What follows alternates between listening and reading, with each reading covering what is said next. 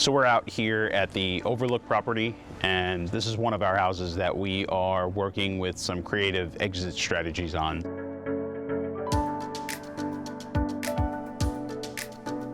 So as opposed to taking the house and fixing it up and selling it retail to an end buyer that's going to get their own financing, we are creating a mortgage. So we're doing seller financing. And so we are taking the house from being the unlivable, it's a good way to put it, the turd that it is, and giving it some new life, right? But we're not taking it all the way down and putting granite and new tile and all that stuff in it. So when you do creative financing, you want to give them a house, as I call it, safe, sound, and sanitary, and let them have the opportunity to own a house, whereas they might otherwise not have been able to own the house. So we took this house, we're giving it a little bit of love, some TLC, doing some things that maybe they couldn't do on their own, like new windows. So when we take a house and we do our creative exit strategy on it, we're on this particular house, it had old rotten windows and they were inoperable in any way, shape, or form. So we came in here, we put in new windows and replaced all the bad siding that there was.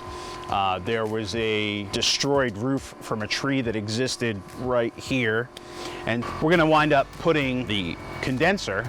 We'll put a new condenser in here. This way it has HVAC, but obviously right here is not the most friendly spot for a homeowner. So we'll put it in the corner and we'll relocate it and make sure that it's all working, get rid of this old non-functioning condenser, and make sure the house has the very basics, right? So good windows, good doors, siding, make sure the roof doesn't leak, and all the electrical works, the lights come on and all that stuff.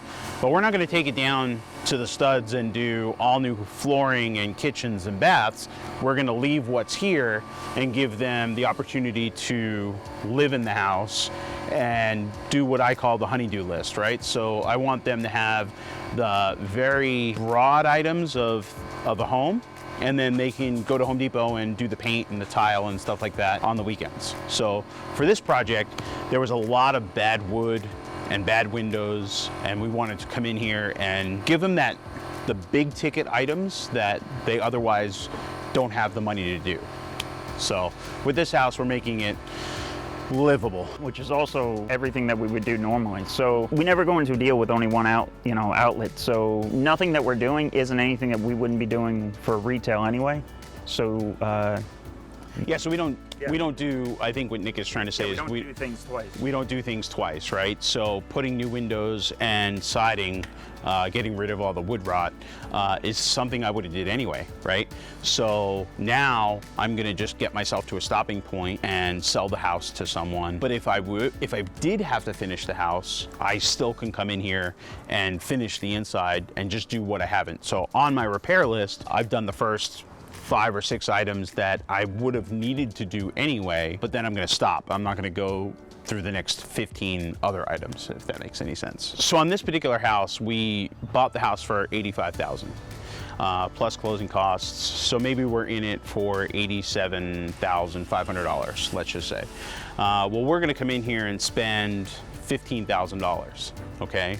And basically, I'm going to take the house, instead of selling it for $190,000, I'm gonna sell the house for $140,000.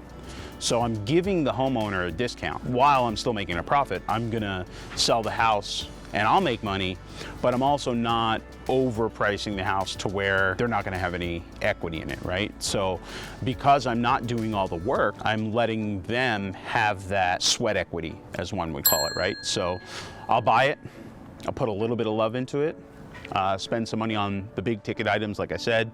We're probably gonna spend about $15,000, and then I'm gonna sell the house for $140,000 and give someone the opportunity to finance it from us, and I'll carry the financing so that they can have a good home that they wanna put some sweat equity into and take it and make it theirs, right?